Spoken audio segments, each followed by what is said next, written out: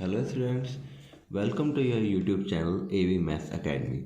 चलिए हम स्टार्ट करते हैं अपना chapter number 3 square and square roots का इंट्रोडक्शन, एक्सरसाइज 3.1 एंड 3.2 का।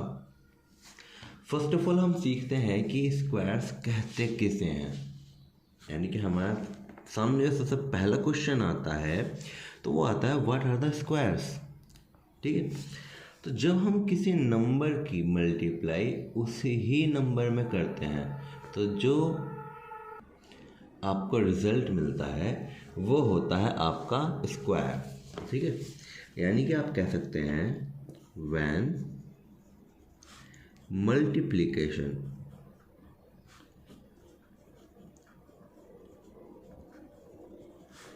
बिटवीन the same numbers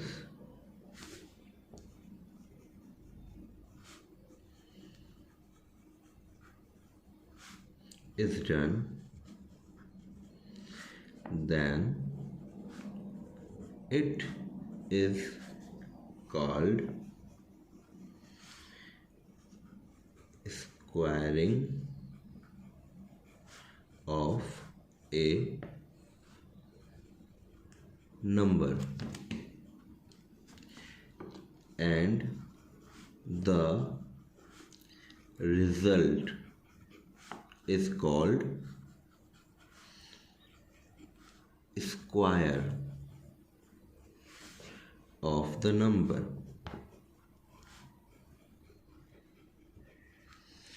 अब इस चीज़ को एग्जाम्पल के थ्रू समझते हैं कि हाँ भाई ये एक्चुअल में कहना क्या चाहता है। अब देखिए, मैंने एक नंबर लिया 5।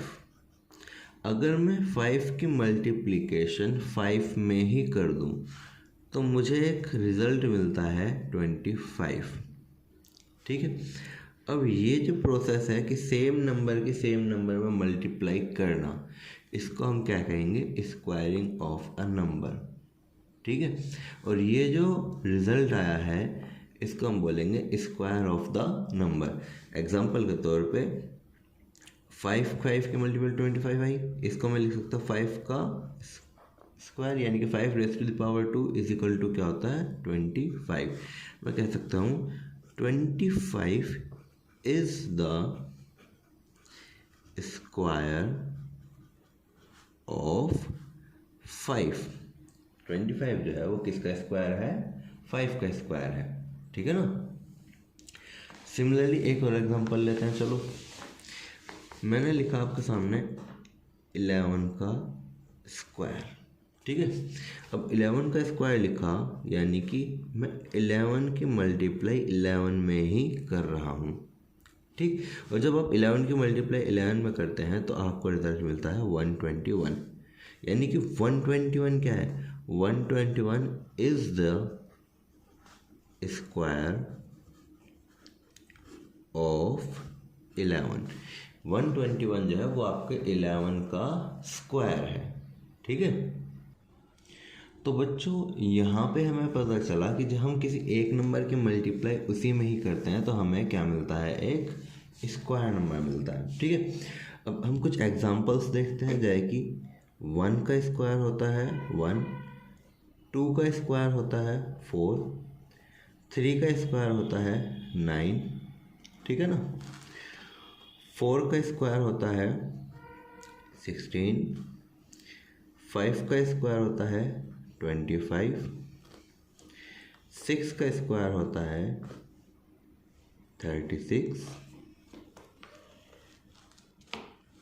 7 का स्क्वायर होता है 49, 8 का स्क्वायर होता है 64, 9 का स्क्वायर होता है 81, 10 का स्क्वायर होता है 100, 11 का स्क्वायर होता है 121, 12 का स्क्वायर होता है 144, 13 का स्क्वायर होता है 169, 14 का स्क्वायर होता है 196, 15 का स्क्वायर होता है 225, 16 का स्क्वायर होता है 256, 17 का स्क्वायर होता है 289 और 18 का स्क्वायर होता है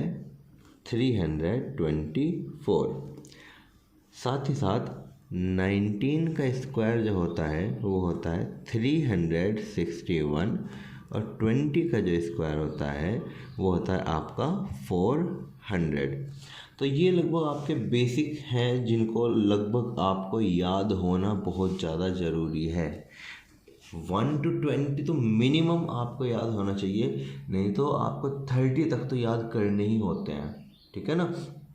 एग्जाम्पल के तौर पर अगर मैं 21 का भी लेकर चलूँ तो 21 का स्क्वायर 441 होता है, 22 का जो स्क्वायर होता है वो होता है 484, 23 का स्क्वायर जो होता है वो होता है 529 और 24 का जो स्क्वायर होता है वो होता है 576, है ना।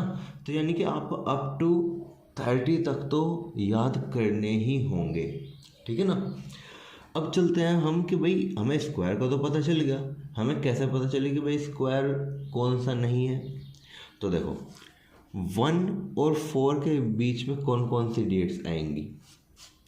1 और 4 के बीच में आती हैं 2, 3, ये दोनों ही डिजिट किसी का भी स्क्वायर नहीं होंगी, है ना। यानी कि 2 और 3 जो है ये आपके स्क्वायर नहीं होंगी। अब ये देखो आपका 4 और 9 के बीच में कौन कौन से डिजिट आती हैं, 5, 6, 7, 8, ये 4 डिजिट जो हैं ये आपके 4 और 9 के बीच में आती हैं, यानी कि ये भी आपके स्क्वायर नहीं होंगी, ठीक है ना। तो सिर्फ और सिर्फ ये खाली छोटी सी उसके लिए नहीं आता, आप चाहे किसी भी नंबर को पकड़ लो। आपने पकड़ लिया 121 से 144, 121 से 144, तो 121 से 144 के बीच में आपका पड़ता है कौन कौन, 122, 123, 124, 125, 126 करते करते हम कहाँ तक चले जाएंगे, 143 तक। और ये जो 143 तक होगा, यहाँ से यहाँ तक कोई भी डिजिट आपकी स्क्वायर नहीं होगी किसी भी नंबर की, ठीक है ना। तो ये चीज़ आपको समझ में आई। अब ये जितने भी डिजिट हैं आपके 1, 4, 9, 16, 24, 36, ये जितने भी ये डिजिट्स आपको दो सेम डिजिट्स की मल्टीप्लाई करके मिल रही हैं, इनको हम बोलते हैं परफेक्ट स्क्वायर्स। क्या बोलते हैं, परफेक्ट स्क्वायर्स, ठीक है ना। जिससे कि हमें पता चले कि भाई ये डिजिट दूसरे से डिफरेंशिएट करती कैसे हैं, ठीक है ना।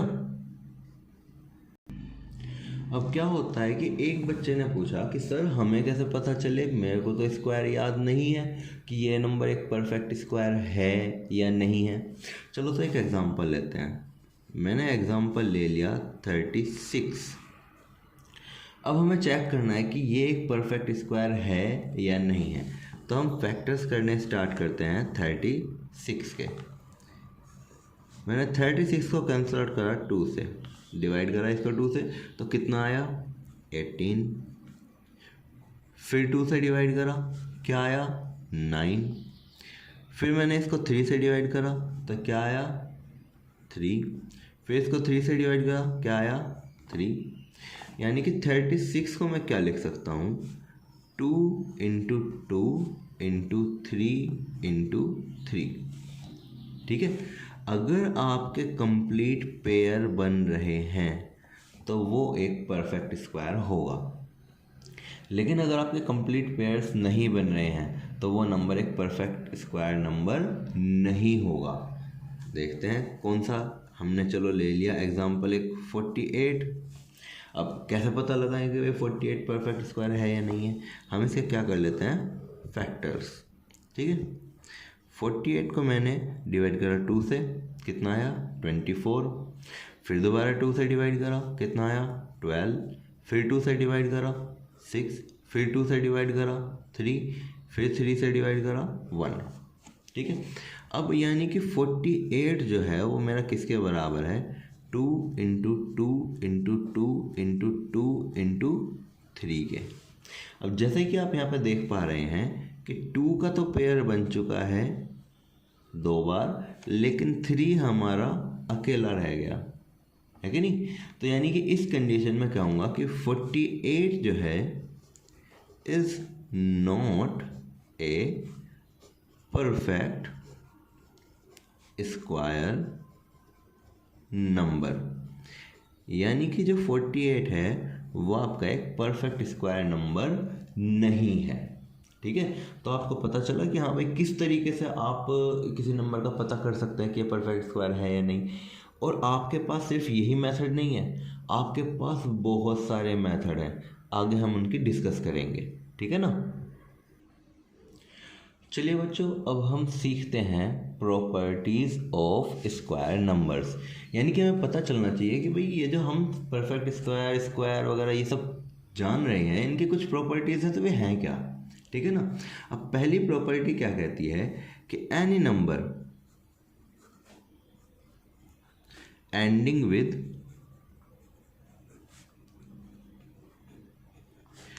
2, 3, 7, 8 is never a perfect square।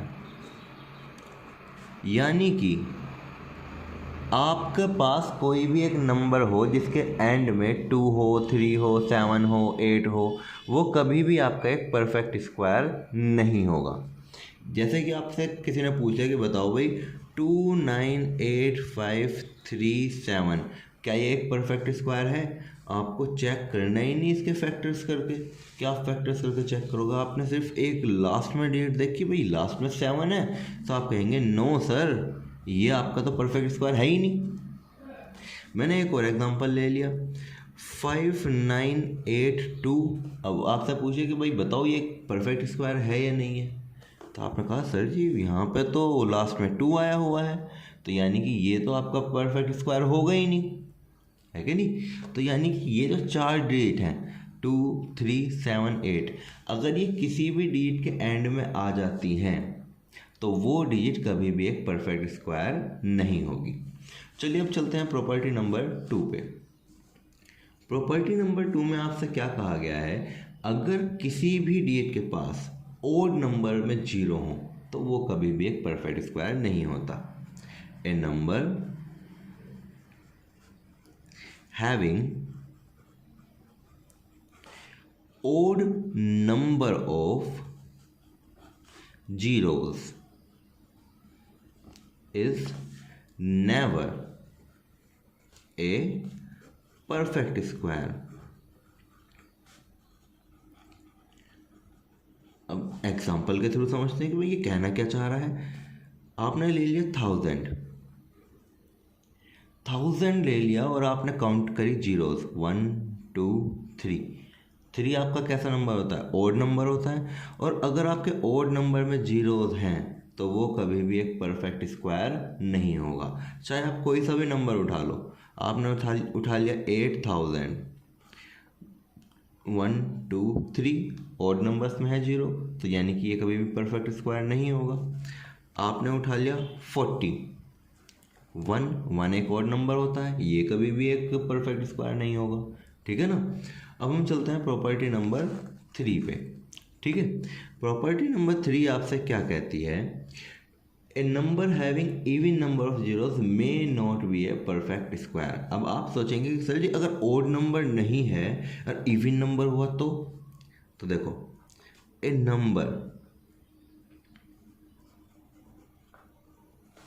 Having even number of zeros may or may not be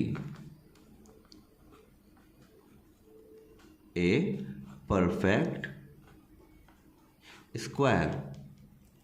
आपका वो परफेक्ट स्क्वायर हो भी सकता है और नहीं भी हो सकता है। एग्जाम्पल के तौर पर अगर मैं लूँ 100, तो आपको पता है 100 किसका स्क्वायर होता है, 10 का स्क्वायर होता है। अब देखो आप कहेगा सर जी यहाँ पे 2 जीरोज हैं तो इवन नंबर में है जीरोज, ये तो होगा। लेकिन आप कंसिडर करिए 200 को, 200 के पास भी तो 2 जीरोस हैं इवन नंबर में, लेकिन 200 किसी का नहीं होता। 300 के पास भी तो 2 जीरोस हैं, वो तो किसी का नहीं होता। 400 के पास भी तो 2 जीरोस हैं, वो तो होता है किसका, 20 का, है कि नहीं। तो यानी कि जिसके पास इवन नंबर में जीरोस हों तो वो हो भी सकता है और नहीं भी हो सकता, यानी कि हमें चेकआउट करके देखना पड़ेगा। चलिए अब चलते हैं प्रॉपर्टी नंबर 4 पे। यहाँ पे हमें पता चलता है square of an odd number is odd and even number is even. यानी कि अगर आप किसी ओड नंबर का स्क्वायर करते हैं तो आपको एक ओड नंबर ही मिलेगा, अगर आप एक इवन नंबर का स्क्वायर करते हैं तो आपको एक इवन नंबर ही मिलेगा। चलिए देखते हैं ऐसा कैसे पॉसिबल है। आपके सामने लिखे थे मैंने 1 से लेके 24 तक के स्क्वायर्स। 1 एक ओड नंबर है तो जो रिजल्ट आया वो भी ओड आया। 2 एक इवन नंबर है तो रिजल्ट भी इवन है। 3 एक ओड नंबर है तो रिजल्ट भी ओड है। 4 इवन है तो रिजल्ट भी इवन है। आप किसी भी ओड नंबर को उठा लो, 13, 15, 17, आप रिजल्ट देखेंगे वो भी एक ओड नंबर होगा। आप इवन नंबर उठा लो, 10 उठा लो, 12 उठा लो, 14 उठा लो, तो जो रिजल्ट आया है वो भी आपका एक इवन नंबर ही होगा। अब हम समझते हैं प्रॉपर्टी नंबर 5। प्रॉपर्टी नंबर 5 में क्या कहा गया है, the square of a natural number is equal to the sum of the first and odd numbers. यानी कि अगर आप किसी भी नेचुरल नंबर का स्क्वायर देखते हैं तो वो हमेशा फर्स्ट एन ओड नंबर्स के इक्वल होगा, जहाँ पे एन क्या होगा, वो नंबर होगा। एग्जाम्पल के तौर पे मैंने ले लिया 5 का स्क्वायर मुझे पता है 25 होता है, लेकिन अगर मैं 5 तक ओड नंबर लूँ, 1 पहला, दूसरा ओड नंबर 3, तीसरा ओड नंबर 5, चौथा ओड नंबर 7 और पांचवा ओड नंबर 9, तो आपने ये ओड नंबर्स ले लिए। तो 1 + 3 कितने होते हैं, 4, 4 + 5 कितने होते हैं, 9, 9 + 9 18, 18 + 7 आपके होते हैं 25। यानी कि आपने 5 का स्क्वायर करा तो आपने 5 ओड नंबर जब सम अप करे तो उसका रिजल्ट सेम आया। चलिए देखते हैं, क्या पता ये झूठ बोल रहा हो। हम 4 का स्क्वायर करके देख लेते हैं। 4 का स्क्वायर क्या होता है, 16।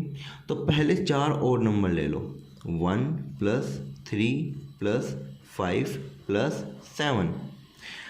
1 + 3 कितने होते हैं, 4, 4 + 5 कितने होते हैं, 9, 9 + 7 कितने होते हैं, 16। तो यानी कि आप अगर किसी भी नंबर का स्क्वायर कर रहे हैं तो वो इक्वल होगा उतने ही ओड नंबर्स के सम के। तो ये रही आपकी प्रॉपर्टी नंबर 5। चलिए अब चलते हैं प्रॉपर्टी नंबर 6 पे। The difference of the square of the 2 consecutive number is equal to the sum of the numbers. अगर आप किसी भी 2 लगातार वाले नंबरों का स्क्वायर्स का डिफरेंस निकालना चाहें तो वो उन डिजिट के सम के बराबर होगा। अब इसको देखते हैं ये एक्चुअल में कहना क्या चाहता है। हमने 2 कॉन्जिक्यूटिव का मतलब होता है लगातार वाले नंबर्स। हमने 2 लगातार वाले नंबर्स ले लिया, एग्जाम्पल के तौर पे 15 और 14। ठीक है जी, आप देख पा रहे हैं 14 के बाद 15 ही तो आता है। तो अगर हम इनके स्क्वायर्स का डिफरेंस देखें, 15 का स्क्वायर होता है 225 और 14 का स्क्वायर होता है 196। दोनों का डिफरेंस कितना आया, 29। ठीक है, तो the difference of the square of 2 consecutive numbers equal to, ये किसके बराबर होता है, सम ऑफ द नंबर्स। अगर आप 15 और 14 का सम करेंगे तो भी आपको 29 ही मिलेगा। यानी कि इनके स्क्वायर्स का डिफरेंस 29 वो इन दोनों डिजिट के सम के बराबर होगा। चलिए अब देखते हैं property number 7 and 8। If A number has 1 और 9 in its unit place the square and with 1। अगर किसी डिजिट के यूनिट प्लेस पे 1 है या फिर 9 है तो वो हमेशा 1 पे एंड करेगा। एग्जाम्पल के तौर पे अगर हम 11 का स्क्वायर करते हैं, 11 के एंड में क्या है 1, तो 11 का स्क्वायर होता है 121। वो भी 1 पे एंड कर रहा है। 9 का स्क्वायर क्या होता है? 81। आप देख पा रहे हैं यूनिट प्लेस पे 9 है, तो यानी कि इसका जो रिजल्ट आया है उसके लास्ट में भी क्या आया है? 81। सिमिलरली अगर किसी नंबर के पास 4 या 6 है यूनिट प्लेस पे, तो उसके स्क्वायर जो है वो भी एंड किस पे करेगा? 6 पे। एग्जांपल के तौर पे आपने ले लिया 14 का स्क्वायर। 14 का स्क्वायर कितना होता है? 196, यानी कि लास्ट में क्या मिला आपको? 6। आपने लिया 16 का स्क्वायर। 16 का स्क्वायर क्या होता है?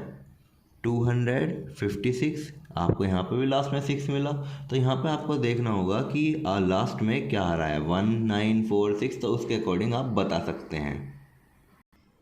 अब देखते हैं हम अपनी प्रॉपर्टी नंबर 9।